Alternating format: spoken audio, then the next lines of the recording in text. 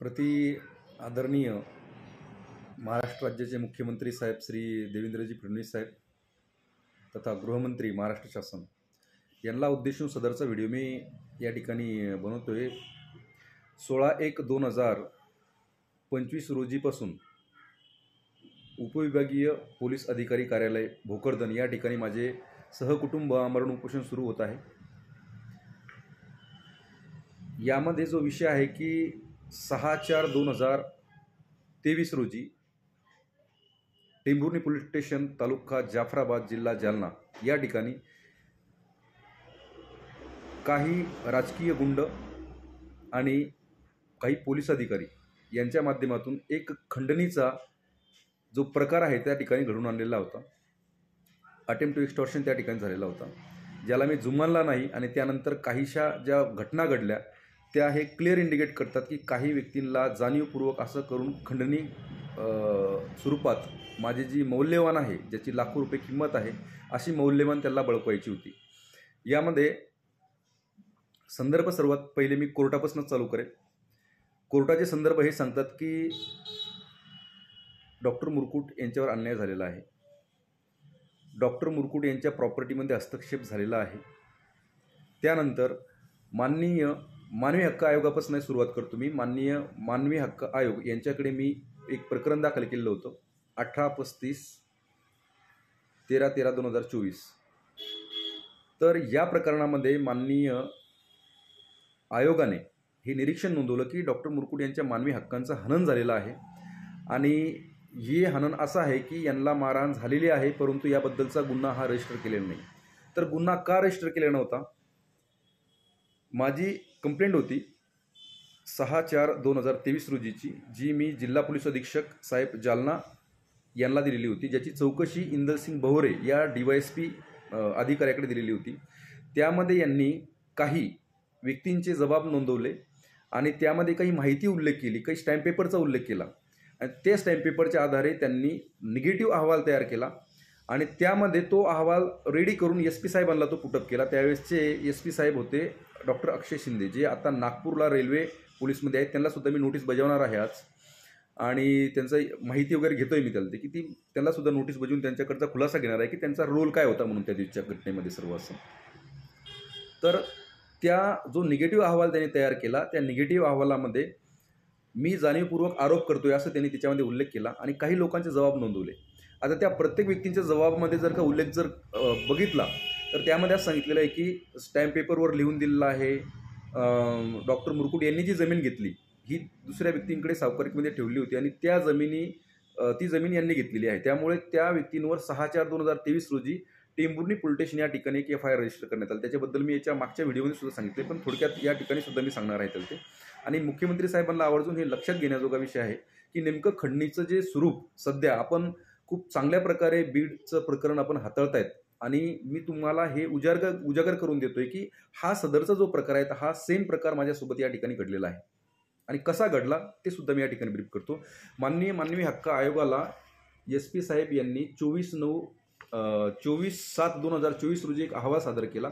त्या अहवालामध्ये bogus stamp पेपरच्या आधारे त्या ठिकाणी गुन्हा रजिस्टर करण्यात आलेला आहे याचा स्पष्ट उल्लेख आलेला आहे आणि करताना जी काही कृती केली गेलेली आहे त्यानंतर ते स्टॅम्प पेपर सुद्धा बोगस आहेत हे सुद्धा उल्लेख याच्यामध्ये त्यांनी दिलेला आहे। आणि सेम असाच अहवाल त्यांनी माननीय उच्च न्यायालयामध्ये, माननीय जाफराबाद न्यायालयामध्ये सुद्धा दिलेला होता आणि त्यामध्ये सुद्धा तिथे सांगितलं होतं पोलिसांनी की हे बनावट स्टॅम्प पेपर तयार करून आणून यांच्या प्रॉपर्टी त्याबद्दलचा त्या ठिकाणी किंवा एक गुन्हा ज्यांच्याकडून मी जमीन घेतली बिचारा त्या व्यक्तींवर त्या ठिकाणी दाखल केला, त्यांना त्यांच्या खांद्यावर बंदूक ठेवून मला गोळी मारण्याचा प्रयत्न केलेला आहे। म्हणजे खंडणी स्वरूपात प्रॉपर्टी बळकवण्यासाठी कशा स्वरूपात हे लोक करतात।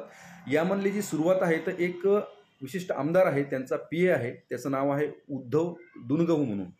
या व्यक्तीने सर्वप्रथम जो आहे तर 6/3/2023 रोजी माझ्या शेताच्या मोजणी दरम्यान फोन केलेला होता। तो खूप मोठा समाजसुधारक, खूप मोठा काहीतरीच आहे का काय अशा भानामधनं किंवा त्याने नेमकं इंटेन्शन कशा स्वरूपाचं होतं आणि खंडणी कुठून सुरुवात होते तर ते या ठिकाणी सांगतो मी त्याला। त्याने फोन केला आणि त्याचा जबाब हा इंदरसिंग बहोरे यांच्या जो अहवाल आहे त्याच्यामध्ये सुद्धा उल्लेख आहे की त्याने फोन केला होता। ठीक आहे, त्यामध्ये त्याने जबाबामध्ये उल्लेख दिला की सावकारकी फिवकारी वगैरे वगैरे वगैरे सर्व, पण ते सर्वच खोटं सापडलं. स्टॅम्प पेपरही खोटे सापडले. म्हणजे ते 100% ते जे बोलत होता उद्धव डोणगाऊ जो आहे एका आमदाराचा PA, त्या आमदारांना हा सर्व विषय माहिती होता नाही होता तो पुढचा विषय राहील, त्या चौकशीमध्ये येईल तो. पण उद्धव डोणगाऊला मात्र सर्व काही विषय माहिती होता. या उद्धव डोणगाऊने काय केलं, त्या शेताच्या मोजणी दरम्यान मोजणी अधिकाऱ्याशी ती फोनवर बोलला. त्यानंतर तिथलची 50-60 व्यक्ती त्या ठिकाणी माझ्या शेतावर आणलेली होती. धिंगाणा घातला त्याच्यात त्यांनी आणि मोजणी माझी तहकूब करण्यासाठी भाग पडलं. आता यामध्ये विषय असा घडला की या उद्धव डोणगाऊने जो इंदरसिंग भवरे यांच्याकडे जबाब दिला होता, त्या जबाबामध्ये तो पूर्णतः खोटं सांगतोय, खोटी माहिती देतोय, खोटं त्या ठिकाणी समीकरण देतोय. आणि तशाच स्वरूपाचं इंदरसिंग भवरेने सुद्धा संगनमताने करून घेतलेला आहे तो. आणि अशा स्वरूपाचे 8 ते 10 जबाब तिच्यामध्ये आहेत, जे मी त्या ठिकाणी बघितले. आणि त्या जबाबामध्ये उल्लेख केलेला सर्व मजकूर खोटा आहे. आणि हे कशावरून सांगतोय मी, हे माझ्या मनाचं नाही सांगत आहे, माननीय न्यायालयामध्ये पोलिसांनी सादर केलेले जे अहवाल आहेत त्याच्यानंतरचे, त्यावरनं त्यानंतर माननीय कोर्टामधनं काही निकाल लागले, काही दस्त तयार झाले आणि काही गुन्हे दाखल झाले त्या विषयामधनं. तर हा सर्व उद्धव डोणगाऊ या व्यक्तीला करण्याचं काय गरज पडली होती, की या उद्धव डोणगाऊचा त्याच्याशी काय संबंध होता. तर खंडणीचं पहिला आणि फर्स्ट सस्पेक्ट जो या ठिकाणी सुरुवात होती ती आहे उद्धव डोणगाऊपासून, जो एका आमदाराचा PA आहे. आणि मी आताही चॅलेंज करतो यांना की तुमच्याकडे माझ्याबद्दलचं एक धिंडूकभरी पुरावा जर का असेल तर तुम्ही माझ्यावर कारवाई प्रस्थापित करा. तुमच्याकडे ताकद आहे. जसं तुम्ही त्या ठिकाणी टेंभुर्णी पोलीस स्टेशनला जो गुन्हा आहे तो रजिस्टर करून घेतला. तर माननीय मुख्यमंत्री साहेब, ह्या व्यक्तीने हा सर्व प्रकार हा खंडणीसाठीच केलेला आहे. मी या व्हिडिओमध्ये हे सिद्धतेसकट देतो आपल्याला. सर्वात महत्त्वाचा विषय या अहवालामध्ये जे सांगितलेलं आहे, तर दस्त खोटे तयार केलेत. डॉक्टर मुरकुट यांची प्रॉपर्टीशी रिलेटेड तो विषय आहे. आणि ती प्रॉपर्टी ग्रॅब करण्यासाठी या लोकांनी हे सर्व करून आणलेलं होतं. हा या अहवालामध्ये सुद्धा उल्लेख आलेला आहे. आणि एंडिंगला सगळ्यात महत्त्वाचं म्हणजे की या व्यक्तींचा जो उद्देश आहे हा खंडणीचाच आहे, हे याच्यामधनं समोर येतं. थोडक्यात सांगायचा विषय म्हणजे हे दोन्ही जे स्टॅम्प पेपर आहेत, या दोन्ही स्टॅम्प पेपरच्या अनुषंगाने आज रोजी मान्य जाफराबाद न्यायालयामध्ये 2 प्रकरणं दाखल झालेले आहेत, ज्याचा क्रमांक आहे RCC 90/23. यामध्ये जे टेंभुर्णी पोलीस स्टेशनला फिर्याद देणारे व्यक्ती होते त्यांच्या विरुद्ध ही इसी प्रोसेसची ऑर्डर CRPC 204 प्रमाणे झालेली आहे. पहिला. दुसरा आहे 43/24, जो फसवणुकीच्याच खोटे दस्त तयार करून वगैरे आणणे या ग्राउंडमधनं तो त्या ठिकाणी दाखल झालेला आहे.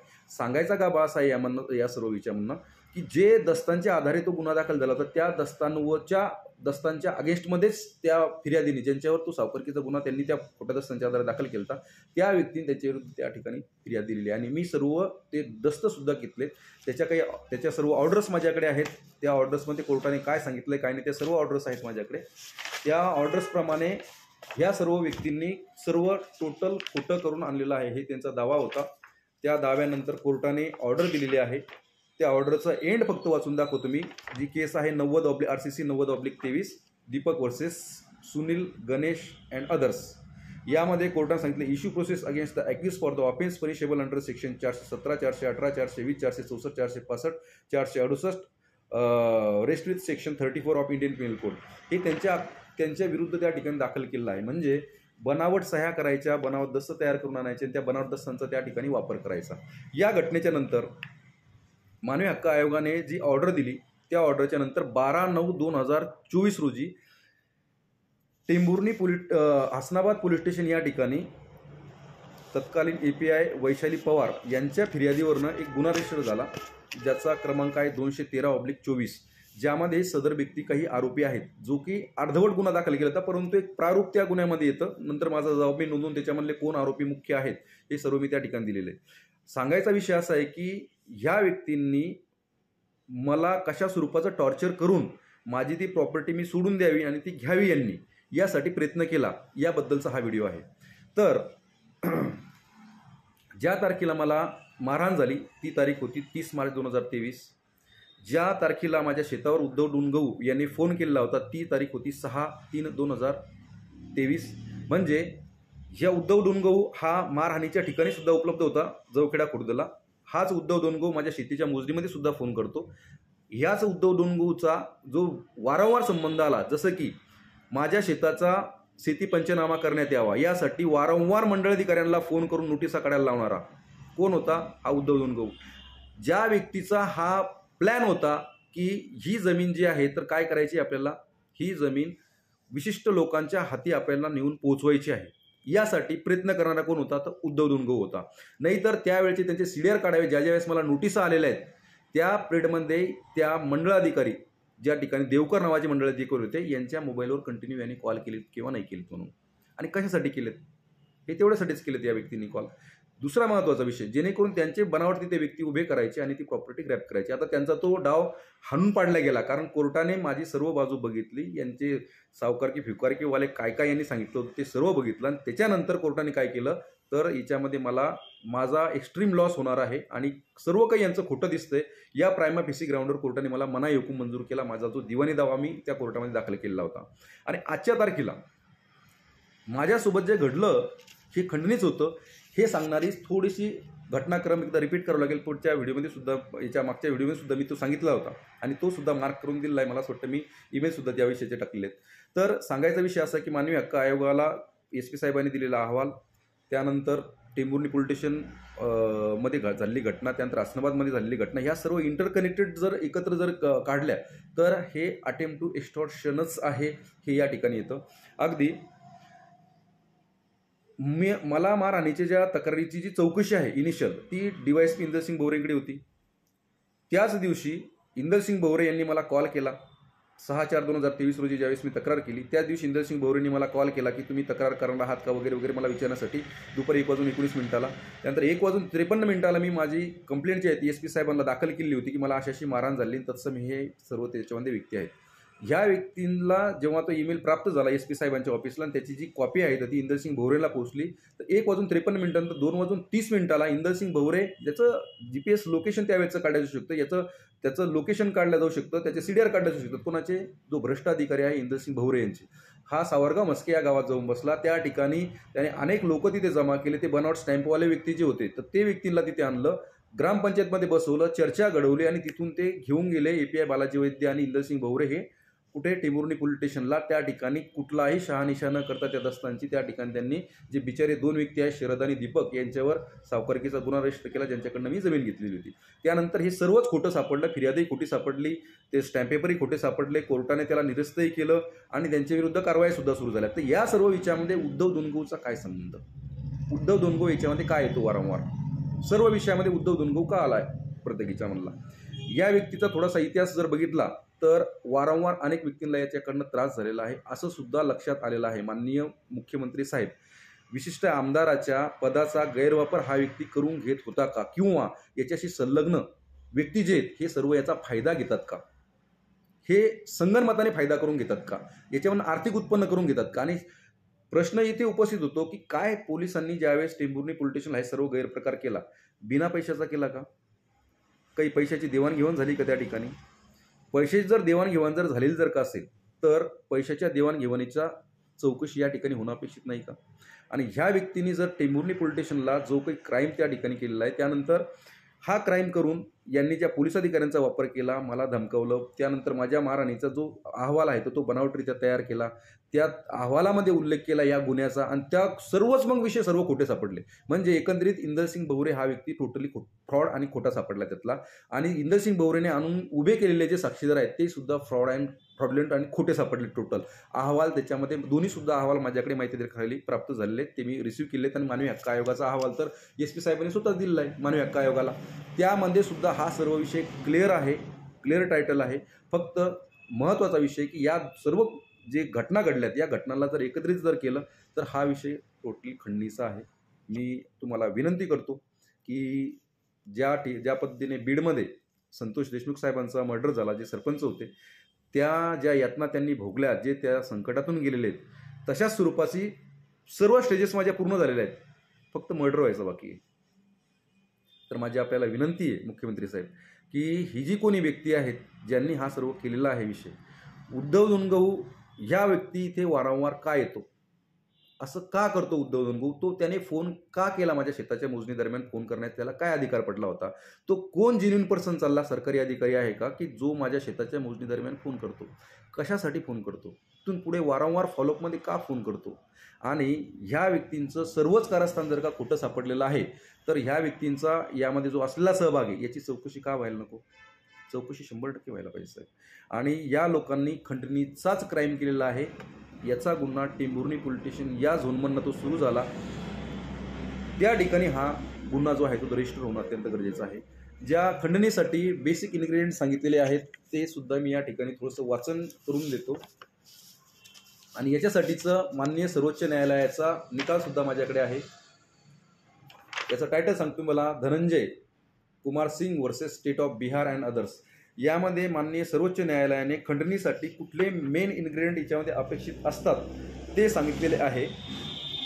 याच्यामध्ये एक्स्टॉर्शनची जी डेफिनेशन आहे IPC 383, extortion whoever intentionally put any person in a fear of any injury to that person or to any other and thereby dishonestly induce the person to put in a fear to deliver to any person any property or a valuable security or anything signed or sealed with may be converted into valuable security commits the extortion. म्हणजे एखाद्याची जी valuable security आहे ती जर तो grab करण्यासाठी त्याला threat करत असेल, हे सर्व गोष्टी जर तो एकत्र करत जर का असतील तर हा सर्व प्रकार हा कशामध्ये मोडतो, हा खंडणीमध्ये मोडतो. तर याच्यामध्ये बेसिक इन्ग्रेडियंट सांगितले, the provision demonstrate that the following ingredients would be constituted as offence. याच्यामध्ये बेसिक घटक कोणते सांगितले, the accused must put any person in a fear of injury to that person or any other person. त्या व्यक्तीला किंवा त्याच्या माध्यमातल्या दुसऱ्या व्यक्तीला, म्हणजे माझ्या माध्यमातले दुसरे व्यक्ती कोण आहे, दीपक आणि शरद यांच्यावर या ठिकाणी बनावट तयार केला गेला आणि त्यांच्या माध्यमातून माझ्याकडून खंडणी मागितली गेली. पहिला क्रायटेरिया पूर्ण झालेला आहे साहेब, मुख्यमंत्री साहेब, पहिला क्रायटेरिया या ठिकाणी पूर्ण झालेला आहे. दुसरा आहे putting a person in a such a fear be intentional. अशा भीतीमध्ये हे त्याने जाणीवपूर्वक घातलेलं असायला पाहिजे. मग जाणीवपूर्वक घातलेलं की नाही यांनी मला इंदरसिंग भोवरे म्हणतात तुमच्यावर 302, 376, 379 गुन्हे दाखल करू, त्यानंतर माझी प्रॉपर्टी हिसकावून घेणार, त्यानंतर कायद्याचा धाक दाखवलेला याच्याला इंटेन्शनल कृती या ठिकाणी घडल्या. तिसरा इन्ग्रेडियंट सांगितलेला आहे, म्हणजे 4 इन्ग्रेडियंट आहेत टोटल त्यातले, त्यापैकी 2 झाले. तर तिसरं सांगतो, the accused must thereby induce the person so put in a fear to deliver to any person any property valuable security or anything signed sealed with may be converted into valuable security.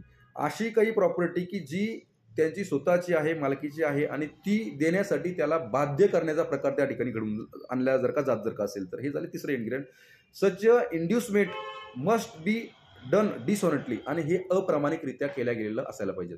याच्यामध्ये माझी खरेदी खत कायदेशीर आहे, मी माझी property purchase कायदेशीर केलेली आहे, कायदेशीर परचेस केल्याच्या नंतर त्याचे कायदेशीर दस्त आहेत आणि ह्या कायदेशीर दस्तांच्या विरुद्ध बेकायदेशीर दस्त तयार करायची आणि त्या आधारे ब्लॅकमेलिंग करायचं, धमकवायचं, मारण्याची धमकी द्यायची, जीव घेण्याची धमकी द्यायची किंवा जीव घेतल्या जातील अशा स्वरूपाचे गुन्हे दाखल करण्याची धमकी द्यायची.